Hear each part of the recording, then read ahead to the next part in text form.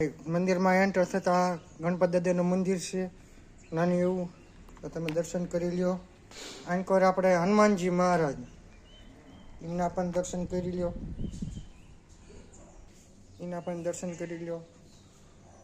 અહીંયા તમે ચામુંડમાના દર્શન કરી લ્યો. માતાજી છે એને બોલશો વળે ને.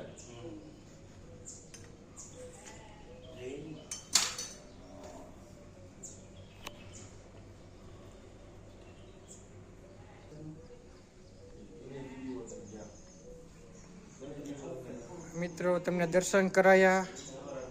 હવે અહીંનો નજારો તમને દેખાડશું. જો મિત્રો આમ આપણે અહીં ઘણો નજારો સારો આવે.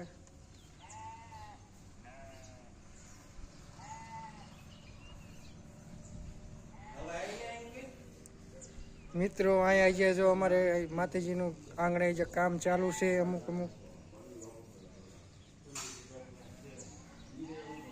બાપુ આપણે મોદળિયા જે ચામુંડમાં છે હા એ વિશે તમે કાંઈ જો જાણતા હોય તો એ વિશે થોડુંક વાત કરો તો બધાને દર્શક મિત્રોને બધાને થોડીક જાણ થાય.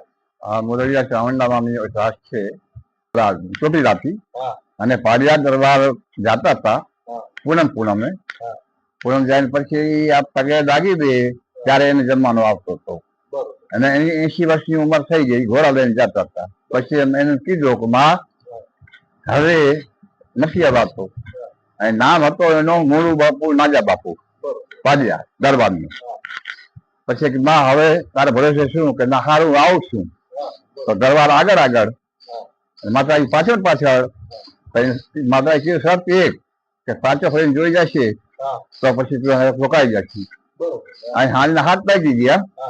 હાથ પાક્યા અને પછી દરબાર આમ જોવાઈ ગયો કારણ કે જ્યાં હવે એવું પાડ્યા નથી આવવાની.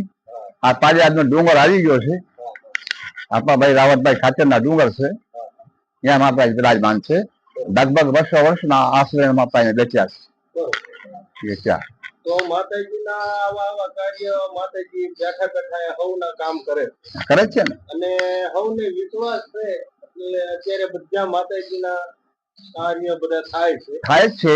અને અમુક ને હાલીને ક્યાંય દૂર દૂરથી બધા 15 ભાઈઓ બધા બેને બાળક નહોતા થતા હતા. 15 20 વર્ષના ખોડી નું ધરાવતા એને માતા દીકરા આપેલા છે. અને મારા આપણા મંગળુભાઈ અને દીપુભાઈ ના દીકરાને ઘેરે 15 વર્ષે દીકરો માતાજીએ આપ્યો.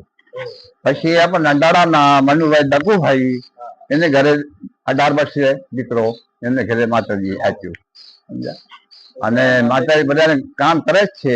શ્રદ્ધા મોટી વસ્તુ છે. શ્રદ્ધા રાખો. માતાજી હવનની ભૂખી છે. માતાજીની શ્રદ્ધા રાખો એટલે જરૂર કામ કરે.